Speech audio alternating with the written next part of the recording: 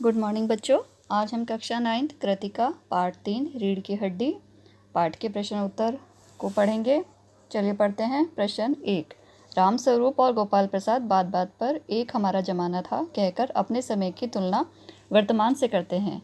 इस प्रकार की तुलना करना कहाँ तक तर्कसंगत है? उत्तर। राम स्वरूप और गोपाल प्रसाद पुरानी पीढ़ी के लोग हैं। उन्हें अपना बीता हुआ समय ही अच्छा लगता है।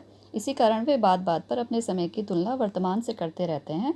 उनका इस प्रकार की तुलना करना तर्कसंगत नहीं है, क्योंकि समय परिवर्तनशील है और उस परिवर्तन के साथ अपने आचार व्यवहार में परिवर्तन अनिवार्य होता है। यदि यह परिवर्तन ना होगा तो जीवन जड़ हो जाएगा। अतः इस परिवर्तन को सहज रूप से स्वीकार करना चाहिए। प्रश्न 2। रामस्वरूप का अपनी बेटी को उच्च शिक्षा दिलवाना और विवाह के लिए छिपाना, यह विरोधाभास उनकी किस विवशता को प्रकट करता है? उत्तर। रामस्वरूप ने अपनी बेटी उमा को उच्च शिक्षा दिलाई, परंतु विवाह के लिए उसे छिपाना उनकी मजबूरी है। लड़की के पिता को भावी वर पक्ष की इच्छानुसार चलना पड़ता है। गोपाल प्रसाद अधिक शिक्षित कन्या नहीं चाहते थे, इसलिए रामस्वरूप को अपनी पुत्री को शिक्षा को छिपाना पड़ा। वे विवशतावश ही ऐसा करते हैं। प्रश्न 3। अपनी बेटी का रिश्ता तय करने के लिए रामस्वरूप उमा से जिस प्रकार के व्यवहार की अपेक्षा कर रहे हैं वह उचित क्यों नहीं है? उत्तर। अपनी बेटी का रिश्ता तय करने के लिए रामस्वरूप अपनी बेटी उमा से इस प्रकार के व्यवहार की अपेक्षा कर रहे थे कि वह सीधी सादी, चुप रहने वाली, कम पढ़ी लिखी लगने वाली लड़की की तरह व्यवहार करे। उनका ऐसा सोचना उचित नहीं है। लड़की कोई भेड़ बकरी या मेज कुर्सी नहीं है। उसके भी दिल होता है। उसका उच्च शिक्षा पाना कोई अपराध नहीं है। अतः वह शिक्षित लड़की जैसा ही व्यवहार करेगी। प्रश्न 4। गोपाल प्रसाद विवाह को बिजनेस मानते हैं और रामस्वरूप अपनी बेटी की उच्च शिक्षा छिपाते हैं। क्या आप मानते हैं कि दोनों ही समान रूप से अपराधी हैं? अपने विचार लिखिए। उत्तर। हमारे विचार से गोपाल प्रसाद और रामस्वरूप दोनों ही समान रूप से अपराधी हैं, क्योंकि गोपाल प्रसाद विवाह की पवित्रता को नहीं समझते।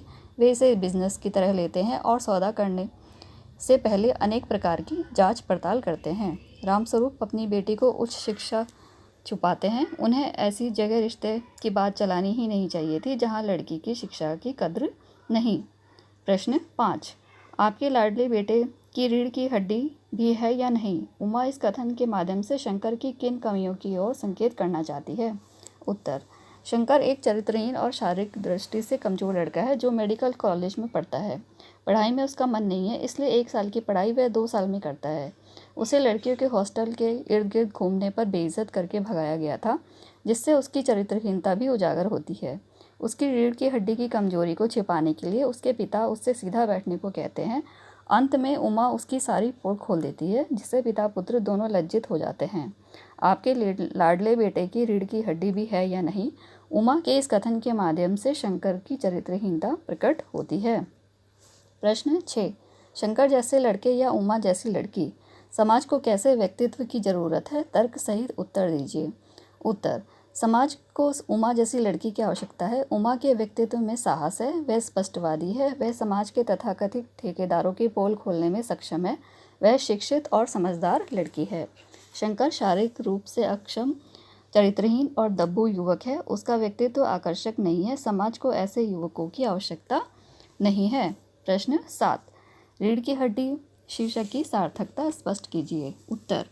प्रस्तुत एकांकी में रीढ़ की हड्डी शीर्षक को प्रतीकात्मक अर्थ में प्रयुक्त किया गया है। जिस प्रकार व्यक्ति के शरीर के गठन एवं संतुलन में रीढ़ की हड्डी का ही सर्वाधिक महत्व होता है, उसी प्रकार किसी व्यक्ति का अच्छा व्यक्तित्व एवं चरित्र भी समाज की रीढ़ की हड्डी के समान ही होता है। व्यक्तित्वहीन अथवा चरित्रहीन व्यक्ति का समाज में वही स्थान होता है जो शारीरिक दृष्टि से बिना रीढ़ वाले व्यक्ति का। इस एकांकी के अंतर्गत शंकर को एक ऐसे पात्र के रूप में दर्शाया गया है जिसकी रीढ़ की हड्डी तो विकारग्रस्त है ही, अपने व्यक्तित्व एवं चरित्र की दृष्टि से भी वह एक निम्न कोटि का युवक है। उसकी ना तो कोई अपनी विचारधारा है और ना ही अपना कोई अस्तित्व।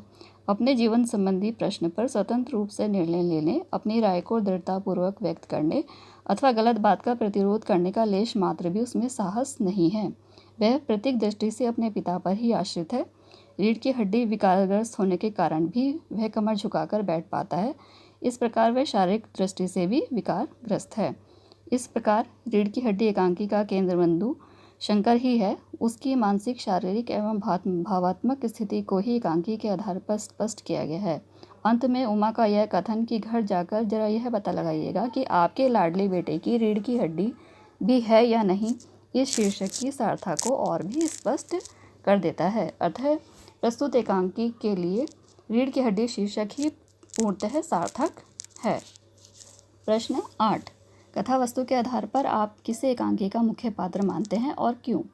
उत्तर, कथा वस्तु के आधार पर हम उमा को रीढ़ की हड्डी एकांकी का मुख्य पात्र मानते हैं। इसका कारण यह है कि उमा के माध्यम से ही एकांकीकार अपनी बात प्रस्तुत कर रहा है। उमा द्वारा व्यक्त विचार वास्तव में लेखक के अपने ही विचार हैं।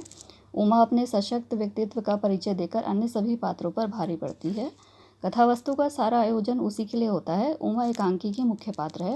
अन्य पात्रों की भूमिका का ताना बाना उसके चारों ओर ही बुना गया है। प्रश्न 9, समाज में महिलाओं को उचित गरिमा दिलाने हेतु आप कौन कौन से प्रयास कर सकते हैं? उत्तर, समाज में महिलाओं को उचित गरिमा दिलाने के लिए हम निम्नलिखित प्रयास कर सकते हैं। जैसे नंबर 1, समाज के सभी क्षेत्रों में स्त्रियों के उचित प्रतिनिधित्व की व्यवस्था की जानी चाहिए।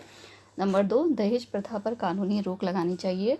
नंबर 3, समाज में महिलाओं को सम्मान की दृष्टि से देखा जाना चाहिए। नंबर 4, महिलाओं को संपत्ति में समान भाग दिलाकर उन्हें आर्थिक सुरक्षा प्रदान की जा सकती है। प्रश्न 10, गोपाल प्रसाद का व्यक्तित्व कैसा है? गोपाल प्रसाद एक चालाक एवं धूर्त व्यक्ति है जो अपने कमियों को ढकने के लिए परंपरागत पुरानी मान्यताओं की दुहाई देता है। लड़कियों की उच्च शिक्षा का विरोधी होते हुए भी उसकी सुंदरता पर वह बार बार बल देता है। जन्मपत्री आदि के मिलाने पर भी उसका विश्वास दिखाई पड़ता है। उमा की दक्षता तथा संगीत आदि की वह भली भांति जांच करता है, जिससे उमा उद्विग्न हो उठती है। उमा के चश्मे के कारण वह चौंक उठता है, परंतु अपने बेटे की कमजोरियों को जरा भी प्रकट नहीं होने देता। अंत में उमा के आक्रोशपूर्ण व्यवहार को देखकर वह क्रोध वेश में आकर चला जाता है। प्रश्न 11, प्रेमा और रतन के विषय में आप क्या जानते हैं? प्रेमा अपने पति की हाँ में हाँ मिलाने वाली और घर गृहस्थी में व्यस्त रहने वाली एक साधारण घरेलू महिला है। लड़कियों की अधिक पढ़ाई लिखाई का भी वह विरोध करती है।